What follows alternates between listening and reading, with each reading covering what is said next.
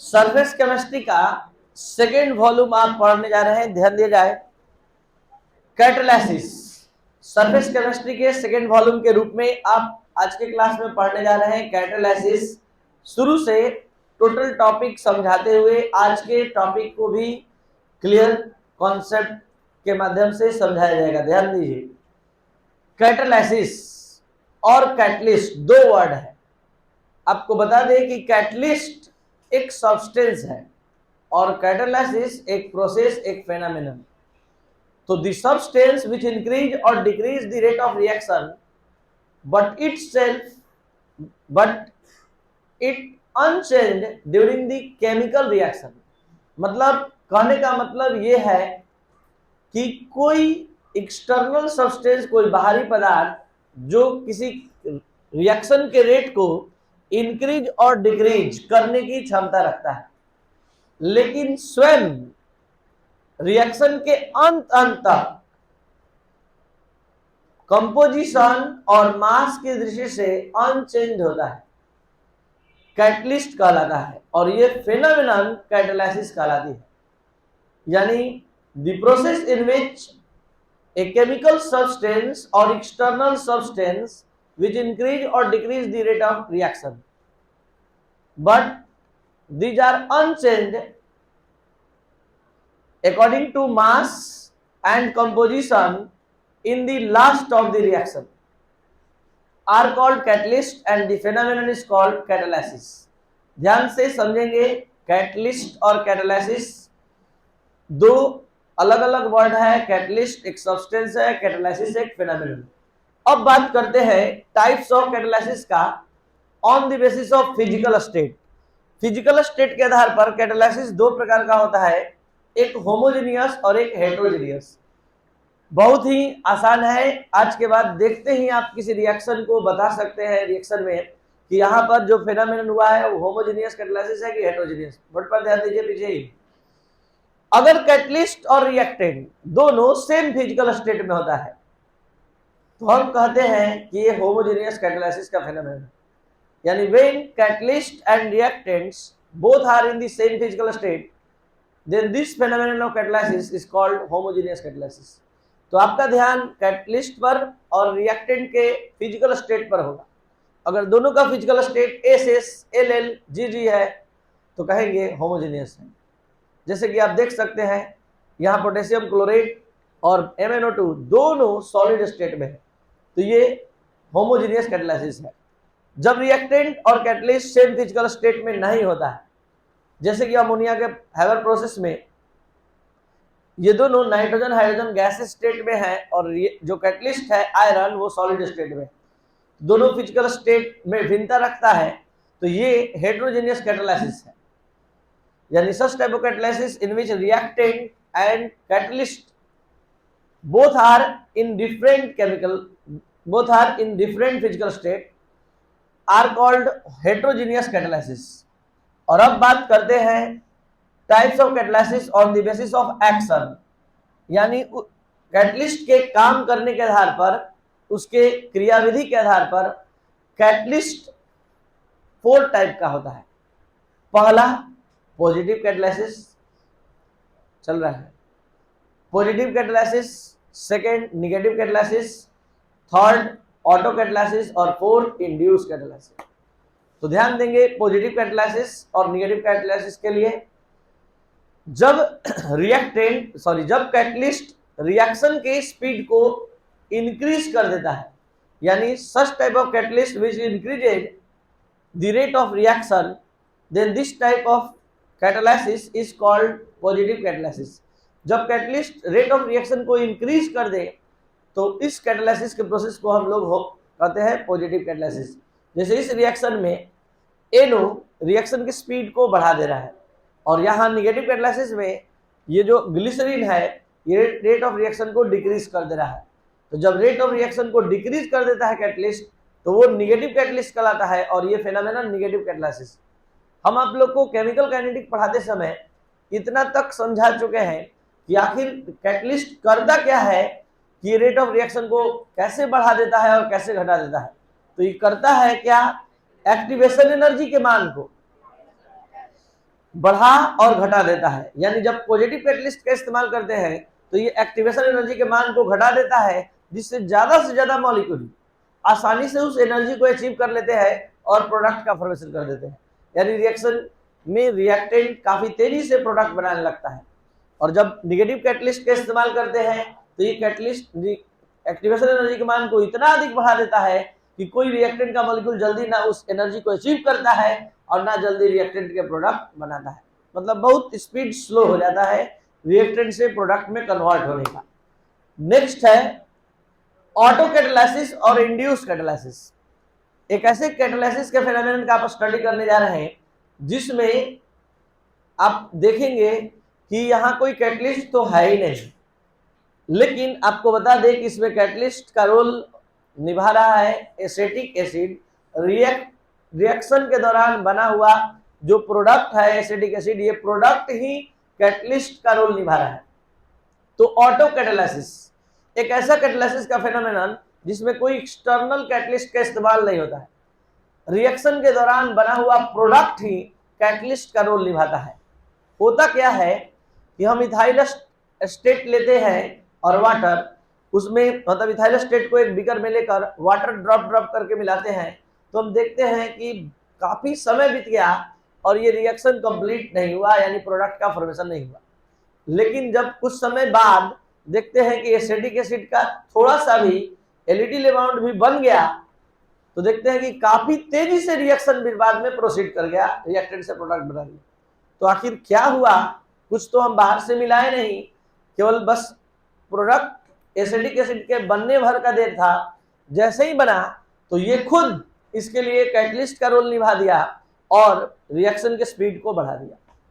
तो इसी फेनोमेनन का नाम है ऑटो कैटालिसिस और इसीलिए इंपॉर्टेंट है, याद रखिएगा। इंड्यूस कैटालिसिस, इंड्यूस कैटालिसिस क्या है कि दो केमिकल रिएक्शन को एक साथ हम किसी एक ही कंटेनर में कंप्लीट कराते हैं। तो एक रिएक्शन दूसरे रिएक्शन को इंड्यूस करता है, प्रेरित करता है कंप्लीशन के लिए, उस रिएक्शन को कंप्लीट होने के लिए। तो इस प्रकार के कैटालिसिस को इंड्यूस कैटालिसिस कहते हैं। अब इसको एक एग्जांपल से समझिए। हम एक कंटेनर में Na2ASO3 लिए और धीरे धीरे ऑक्सीजन गैस, मतलब ऑक्सीजन के लिमिटेड अमाउंट में यहां पर ऑक्सीडेशन का प्रोसेस हो रहा है। हम इसमें लिए Na2ASO3 और धीरे धीरे इसमें ऑक्सीजन गैस इंसर्ट कराया जा रहा है। तो क्या देख रहे हैं कि घंटों बीत गया, रिएक्शन नहीं हुआ। अब हम इसमें सोडियम सल्फाइड अलग से नया एक्सटर्नल सब्सटेंस, बाहरी सब्सटेंस Na2SO3 मिला दिए और ऑक्सीजन का फ्लो लगातार बना हुआ है। तो ये ऑक्सीजन के संपर्क में Na2SO3 आते ही अपना रिएक्शन अलग कंप्लीट कर लेता है, Na2SO4 में कन्वर्ट हो जाता है और इस रिएक्शन से इंड्यूस होकर ये रिएक्शन कंप्लीट हो जाता है। तो पहले खुद अकेले ये अपना रिएक्शन कंप्लीट नहीं कर पाया, लेकिन जब उसी कंटेनर में हम सोडियम सल्फाइड डाल दिए और सोडियम सल्फाइड का जो ही ऑक्सीडेशन हुआ और Na2SO4 बनाया, तो इससे इंड्यूस होकर ये रिएक्शन कंप्लीट हो गया। तो जब दो केमिकल रिएक्शन को एक साथ अगर संपन्न कराते हैं तो एक केमिकल रिएक्शन दूसरे केमिकल रिएक्शन को इंड्यूस करता है। तो इस प्रकार के कैटालिसिस को इंड्यूस कैटालिसिस कहते हैं। आपको बता दें कि यहाँ कैटलिस्ट होल रिएक्शन है। ये whole reaction as a catalyst का, ऐसे तो आप कैटलिस्ट इसको Na2SO3 को बोलेंगे, लेकिन ये होल रिएक्शन ही इसके लिए कैटलिस्ट का रोल निभा रहा है। तो ये है इंड्यूस कैटालिसिस। और अब शुरू हो रहा है next topic, properties of catalyst. उससे पहले अभी एक और दो टॉपिक है, पॉइजन एंड प्रोमोटर्स। तो पॉइजन एंड प्रोमोटर्स को समझ लिया जाए।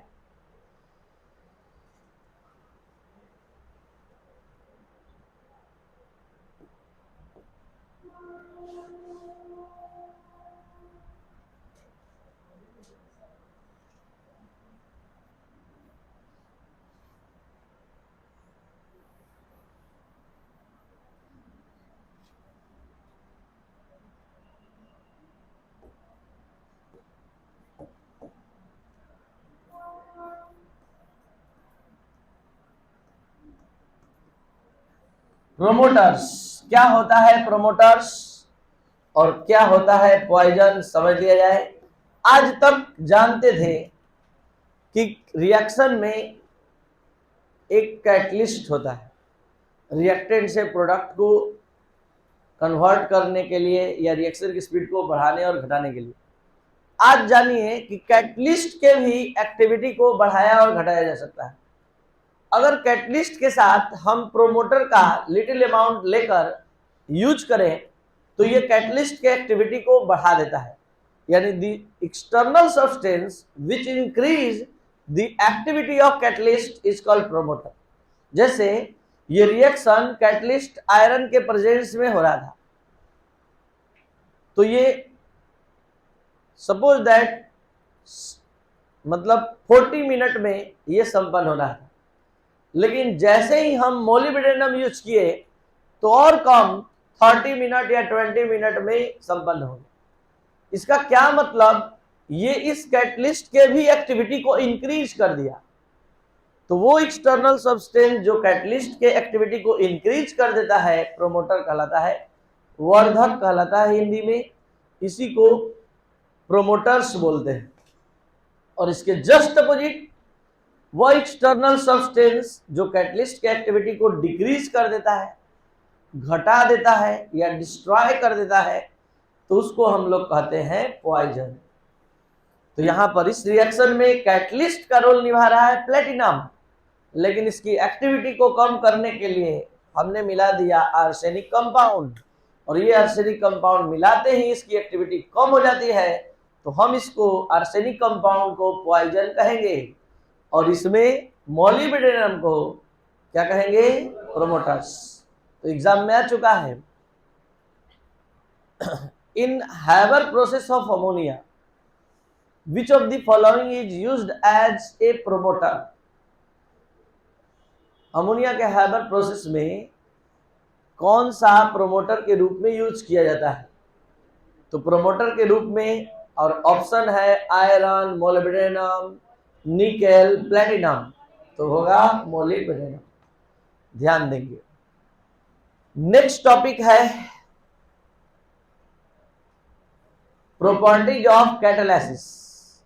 प्रॉपर्टीज ऑफ कैटलिस्ट, बल्कि कैटलिस्ट का प्रॉपर्टी क्या है? सबसे पहला property, catalyst doesn't initiate the chemical reaction, यानी कैटलिस्ट किसी रिएक्शन को प्रारंभ नहीं कर सकता है। कैटलिस्ट इंक्रीजेज और decreases the rate of reaction, केवल रिएक्शन के रेट को इंक्रीज और डिक्रीज कर। Catalyst remains same according to mass and composition during the chemical reaction. Chemical reaction के दौरान कभी भी कैटलिस्ट मास और कंपोजिशन के हिसाब से बदल नहीं सकता। अगर हम 50 ग्राम लिए हैं 50 ग्राम रिएक्शन कराने में कैटलिस्ट, तो रिएक्शन के अंत में भी 50 ग्राम ही रहेगा। केवल उसका रोल रिएक्शन को कंप्लीट कराना है, उसके मतलब रिएक्टेंट या प्रोडक्ट के भी प्रॉपर्टी को चेंज करना नहीं। उसके बाद नेक्स्ट पॉइंट है कि कैटलिस्ट जो है कभी भी रिएक्टेंट के प्रॉपर्टी को भी चेंज नहीं करता है या उस पर इफेक्ट नहीं डालता है। Catalyst doesn't effect the equilibrium state, equilibrium state को भी प्रभावित नहीं करता है। It only reduces the time of establishment of equilibrium. ये बहुत ही इंपॉर्टेंट टॉपिक है, आपके बिहार बोर्ड में आ चुका है और सीबीएसई बोर्ड में भी, कि कैटलिस्ट इक्विलिब्रियम स्टेट को अचीव, मतलब इक्विलिब्रियम स्टेट में कैटलिस्ट का यूज किया जाता है तो क्या होता है, तो it reduces the time of establishment of equilibrium. मतलब इक्विलिब्रियम स्टेट में आप लोग जानते हैं क्या होता है, रिएक्शन फॉरवर्ड से बैकवर्ड और बैकवर्ड से फॉरवर्ड सेम स्पीड से चलता है। तो ये क्या करता है कि जो इक्विलिब्रियम 2 घंटे में स्टेब्लिश होता है, कैटलिस्ट का इस्तेमाल करते ही वो हाफ एन आवर में भी स्टेब्लिश हो जाता है। तो ये जो इक्विलिब्रियम स्टेब्लिश में जो समय लगता है उसको कम कर देता है। इसके बाद आपको एक चीज और बता दें कि किसी पार्टिकुलर रिएक्शन के लिए, किसी पार्टिकुलर रिएक्टेंट के लिए किसी पार्टिकुलर कैटलिस्ट का ही यूज किया जाता है। यानी catalyst are specific in nature, मतलब कैटलिस्ट जो होते हैं स्पेसिफिक होते हैं, मतलब किसी विशेष रिएक्शन के लिए किसी विशेष कैटलिस्ट का यूज किया जाता है। जैसे आपने अभी अभी अमोनिया के हैबर प्रोसेस में किसका यूज होते हुए देखा, आयरन का। तो आयरन कैटलिस्ट ही इस्तेमाल होगा तो उसके लिए उसके रेट ऑफ रिएक्शन को चेंज कर सकता है। तो किसी विशेष रिएक्शन के लिए या रिएक्टेंट के लिए किसी विशेष कैटलिस्ट का यूज किया जाता है। तो ये था प्रॉपर्टीज ऑफ कैटलिस्ट।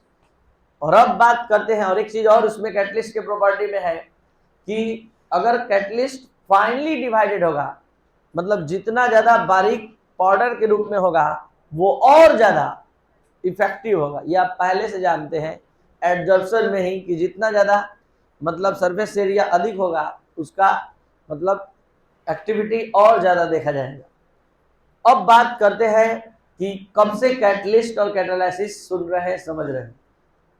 कैटलिस्ट आखिर करता क्या है, आखिर कैसे रेट ऑफ रिएक्शन को इंक्रीज करता है, डिक्रीज करता है, आखिर अपना रोल निभाता कैसे है, तो ये हम लोग पढ़ने जा रहे हैं थ्योरी ऑफ हेट्रोजीनियस कैटालिसिस में, या फिर इसी टॉपिक का दूसरा नाम एडजॉर्प्शन थ्योरी ऑफ कैटालिसिस। वास्तव में कैटालिसिस होता कैसे है, तो ये आप अब पूरे डिटेल में समझने जा रहे हैं। ध्यान दिया जाए।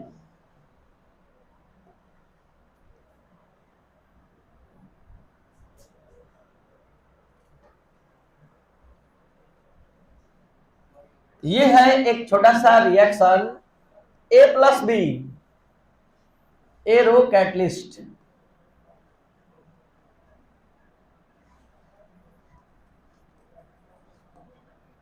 और बन गया A बॉन्ड B। तो इसमें रिएक्टेंट कौन है, रिएक्टेंट कौन है, A और B, और प्रोडक्ट कौन है, A बॉन्ड B। प्रोडक्ट कौन है, A बॉन्ड B, और रिएक्टेंट कौन है, A और B, अलग अलग। समझ में आ रहा है। अब ये पूरा कैटलिस्ट कैसे रिएक्टेंट को प्रोडक्ट में कन्वर्ट करता है, अपना रोल कैसे निभाता है, एकदम बारीकी से हर एक स्टेप को समझा जाए। कैटलिस्ट, ये है कैटलिस्ट, कैटलिस्ट का सरफेस, ये है आपका रिएक्टेंट A और B। आप लोग इस चैप्टर का फर्स्ट वॉल्यूम एडजॉर्प्शन पढ़ कर आए हैं, अच्छे से नॉलेज है एडजॉर्प्शन का। होता क्या है कि जो भी कैटलिस्ट यूज किया जाता है रिएक्शन के दौरान, तो ये जो रिएक्टेंट है